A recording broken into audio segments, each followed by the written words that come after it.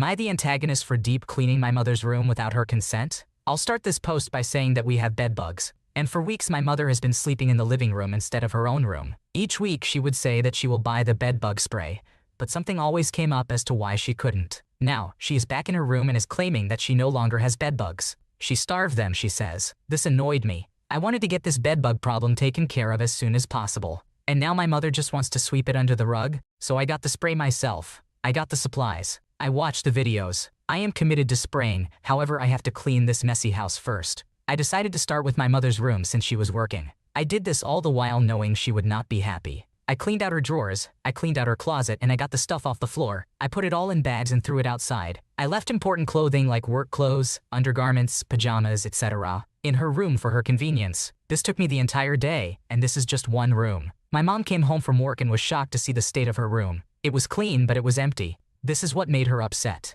She started reminding me that she starved the bed bugs and that she no longer has them. When she saw her empty closet, which was filled with clothes that she rarely wears, she started telling me that the bed bugs were not on hanging clothes. She said that I shouldn't have cleaned her room and taken her stuff elsewhere without her. My sisters agreed, telling me that they would be upset too and that it was wrong for me to do it. I felt like I had to do this. My family isn't taking this seriously. My mom is in denial, and my sisters are pessimistic that we will get this under control. I figure if I start with my mom's room, then we would have to do the rest of the house. I already started it, and there's no going back. I'm not doing this for us. I'm doing it for others. I do not want to give bed bugs to other people, especially my dad. Only 30% of his heart is functioning, and if he were to get bed bugs when we visit him, then he would become stressed and have another heart attack. He probably wouldn't survive this one. This is why it's so important to me. So am I the asshole for emptying my mother's room without her knowing, and knowing that doing so would make her upset?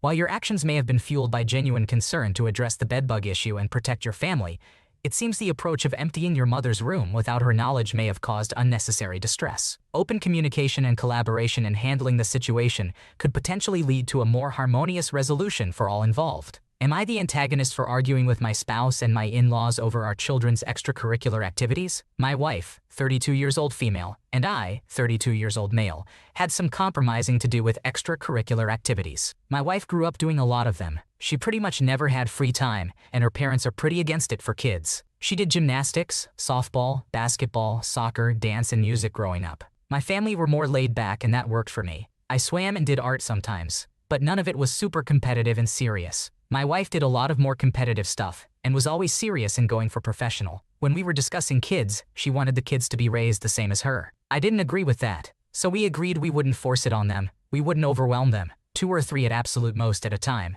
and we wouldn't make them do the more competitive sports teams if they didn't want to. But if they wanted to, it wouldn't be stopped either. We have 4 boys. Our older 2 are very into sports, and they take it seriously and want to play on serious teams. But our younger boys are the opposite and really don't like team sports. One favors swimming and the other favors rock climbing, but neither want to do either seriously. My wife wanted them to follow in their older brother's footsteps and at least do football on the serious team their brothers were part of and have since progressed from. I disagreed and referenced back to our prior agreement. She disagreed with me and said they need to be on teams and should be more serious about sport. My wife brought her parents into this, and all 3 of them tried to tell me why I was wrong. In-laws said kids with free time are going to grow up to be delinquents, and I was the exception to that. They also said the younger boys aren't going to be tough enough for high school and beyond if they don't learn something more solid in terms of sports. I asked what any of this had to do with them being tough, and was ignored. My wife said I was being disagreeable for no reason and so unreasonable. I grew frustrated and told her she was using her parents to gang up on me and that we had an agreement, and she was refusing to stick to it even though I never interfered in what our older boys wanted. She told me they made the right choices.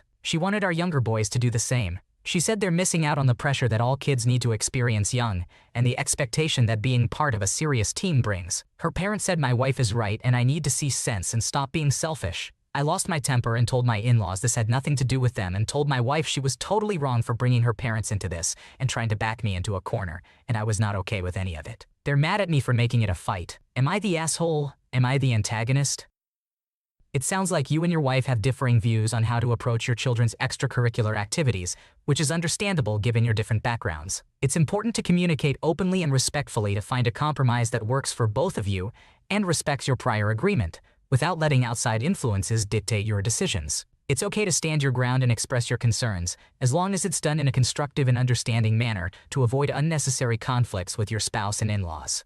Am I the antagonist for telling my sibling to get their act together and actually take a shower? This incident occurred almost 2 days ago and I am still feeling conflicted about it. I, 25 years old male, was at a family reunion celebrating my mother's birthday. I had to pick up my brothers, Richard who is 26 years old and Justin who is 23 years old, from their places. I live in a different city and do not often see them. While growing up, Richard and I were very close, but recently, we do not communicate much and he has been distant. I care for my brother, but he is typically very irritable, making it challenging to have a civil conversation with him, especially since he is facing difficulties in his life currently, such as not having a partner or a job. I picked up Richard first and then went to Justin's place. As soon as Justin entered the car, he remarked, "What's that smell?" I had noticed the odor earlier, but some areas in the city have unpleasant smells, so I did not pay much attention to it.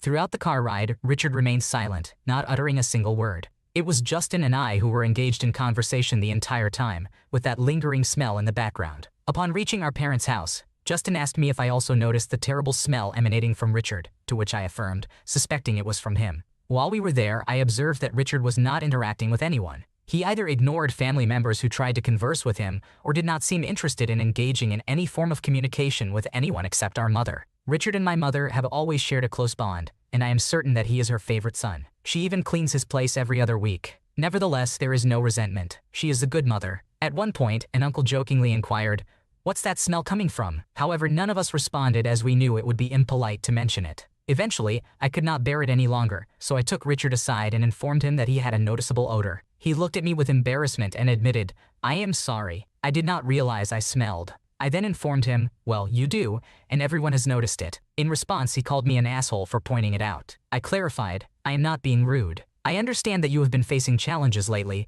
but you need to get yourself together and take a shower if you cannot maintain a job." Subsequently, he appeared crestfallen, summoned an Uber, and departed. My mother expressed that my actions were unkind, but I believe he overreacted. Although I do feel sympathy for him, I felt compelled to address the situation. Do you think I was wrong in handling it this way? While it's important to be sensitive to family dynamics and personal struggles, addressing personal hygiene concerns can be tricky. Your intentions may have been well-meaning, but it's always best to approach such situations with tact and understanding, especially during family gatherings where emotions can run high. Am I the antagonist for telling my partner, "I don't believe them when they say they'd be okay with us calling our child by different names"? My 30-year-old male wife, 29-year-old female is pregnant with our first child, our daughter. She's just about a month away from giving birth, and we do not have a name picked out yet. At one point, we had 2 potential names on a list, but my wife told me she really didn't want to give either name to our daughter, so that was gone. Our issue comes from a difference in likes and dislikes in names. My wife likes very common, very classic names, and she likes to go a touch old-fashioned too. Her 3 favorite girls' names are Elizabeth, Esther, and Hannah. She also strongly loves the names Emily, Beatrice, Constance, Patricia, Catherine, and Geraldine. But there are many names in the same sphere she likes.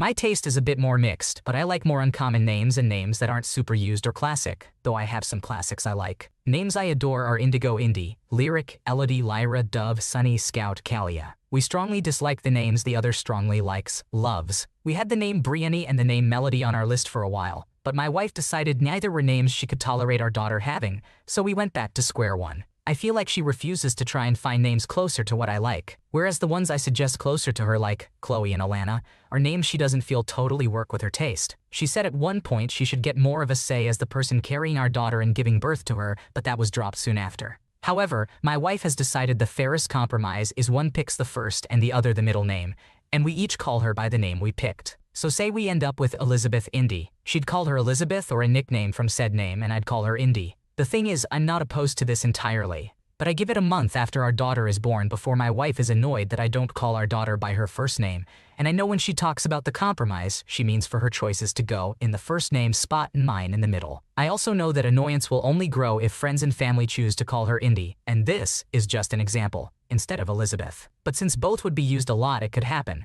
and I know her 2 younger sisters would likely lean more in my taste, and so would prefer something like Indy to Elizabeth to call their niece. So I don't think the compromise would work for long. I told my wife this, and she told me she's an adult and she would be fine. She said I have no reason to doubt her. I told her I know how much she hates not getting her way on certain things, and this is a big thing to her. She told me she'd be okay with me calling our daughter a different name. Even as she said it, she looked annoyed and like she was forcing it. I told her I didn't believe her. My wife said it's unfair not to because she knows herself better than I do. I suggested we trial it out before our daughter comes, and she was pissed about that too. Am I the asshole? Am I the antagonist? You're not the asshole for wanting to find a name that both you and your wife love for your daughter, as it's an important decision that reflects both of your styles and preferences. It's clear that you both have strong feelings about the names, so perhaps a fun compromise like using one name for the first and the other for the middle could be a creative solution to keep both of you happy in the long run. Am I the antagonist for stealing my parents' car? Hey, I'm pretty new to Reddit, and I basically made this account just so I could post here because I heard about this page from a lot of family and friends. Well, here's my story. I, 23-year-old female, am doing fantastic financially. I am a drop shipper. Believe it or not, it actually works lol. And I just recently came across a bunch of business because my product went viral. Everything was good and all. I made insane money and thought it was only right I treat myself and my parents for always being there to support me, even though they have been quite harsh at times and made it obvious that I am not their favorite child. Keep that piece of info in your mind because it's related. I thought what better way to say thanks than to buy them a car, and also buy myself a car while I'm at it, and so I did. I got 2 Mercedes-Benz EQs. Both of them were still registered under my name. One for me and the other for my parents. I surprised them with it and everything went great, until my sister, 18-year-old female, got super jealous of the fact that I had made money and have my dream car. She threw a fit and demanded one too. She is our parents' favorite child that I was talking about. My parents tried their best to calm her down, but she wouldn't listen to a word. And this is pretty normal in our family, so I didn't really think much of it until one morning I woke up to my car keys missing. And I instantly knew that the one person that could have taken it was my sister. And sure enough, it was my sister who took it. I called her up a million times, but she wouldn't pick up her calls. I got fed up and went to my parents about it, and shockingly enough, they knew that she had taken the car and had allowed her to take my car without my permission. I was furious and threw a fit at my parents too for letting that happen. I swore that if she came back with one tiny scratch on the car, I would absolutely call the cops and make her pay for it. And I know this won't sound real, but you know the one thing that she did? She ended up rear-ending a Honda Civic at 1 a.m. I was pissed when I heard about it the next morning, and when I asked to see the car, my parents said that it is still pulled over at the crash site and that I would have to pay for the towing fee and also getting my car fixed up. When I tried scolding my sister, my parents had stopped me and called me a bad older sister for lashing at her. I mentioned how she was always their favorite, and they never took my side on anything no matter how right or wrong I was. Then they proceeded to call me ungrateful. I had enough of their drama and decided it's best for me to just let the cops handle it. I ended up lashing out at my parents too and called the cops, packed my bags, and basically stole the car that I had gifted to them because they didn't deserve it. I'm now at a friend's place. They keep calling and texting me, saying to drop the charges, and also said that they want their car back. Am I the antagonist? It sounds like you were incredibly generous in buying cars for both your parents and yourself as a thank you for their support. However, it's understandable that you felt upset about your sister taking your car without permission and the lack of support from your parents in this situation. Not the antagonist. Your feelings are valid, and it's important to set boundaries and stand up for yourself in this kind of family dynamic. Am I the antagonist for refusing to lie to cover up what my mom found out about me? When I, 16 years old female, was 10 years old, I lost my dad. My parents were in a transitional period, as my mom's parents called it, in the weeks prior to his death. What I think that means is they were trying to figure out how to divorce without negatively impacting me. But I thought it was pretty clear that my parents' relationship was over. They hadn't seemed happy in so long, and I don't remember them being affectionate with each other. Within a year of my dad's passing, my mom met Harvey, and they dated for 2 years before she introduced him to me. He seemed okay. I wasn't overly excited to have my mom dating someone, but it was fine. My mom asked me what I thought, and I told her he seemed okay, and she was really happy, which was nice. She asked me if I thought he would make a good bonus dad, and I told her I disliked how that sounded. We talked, and she admitted she wanted to choose someone I could see as a new father figure in my life. She said it didn't have to be a replacement father figure, but even if I loved someone enough to consider them as a second dad. I told her that wouldn't happen, that I was fine with Harvey being around and marrying her if she wanted that. We went to therapy, and Harvey eventually joined us. By the time we were done, I was almost 15 years old, they were married, and my mom was pregnant. My mom has had 2 kids in the last 18 months. My half-brother is 17 months old, and my half-sister is 3 months old. Things were kind of chaotic when my half-brother was born, so my mom didn't have any kind of party or celebration for his birth. Since my mom and Harvey decided they wouldn't have more kids, my mom decided to throw a party to celebrate the births of the kids. I must admit that I'm pretty indifferent to the babies. I know they're technically my half-siblings, but I don't really feel a strong connection toward them. Honestly, it saddens me that I was the only child my parents had together, because I think it would have been nice to have someone who has been there with me through my parents' relationship breakdown, my dad's passing, my mom's remarriage, and starting a family with Harvey. However, I just don't see my half-siblings the way I imagine seeing a full sibling, as we only share one parent. I am much older, and our experiences will always be quite different. I don't dislike them, but I can't honestly say I love them. During the party for the babies, I became tired of pretending to be happy and enthusiastic, so I went upstairs for a while and talked to my best friend. Apparently, my mom overheard and spoke to Harvey afterward. She was devastated because she realized that I don't feel all warm and fuzzy about the babies and that I'm not genuinely happy to have half-siblings. She realized that I do see them as half-siblings, and that hurt her a lot because she assumed I would see them as simply siblings. Harvey informed me of what my mom found out and told me to lie so my mom would think she misunderstood and go back to being happy. When I refused, he accused me of being selfish. Am I the asshole? Am I the antagonist? It's completely understandable that you may not feel the same connection to your half-siblings as you would with full siblings, given the different circumstances surrounding their arrival into your life. It's important to communicate your feelings honestly and respectfully with your mom and Harvey, as maintaining open and honest communication is key in navigating complex family dynamics. Thanks for watching. When you subscribe, make sure to hit the bell to turn on notifications so you never miss a video. To finish listening to all the stories, check out the playlist in the description.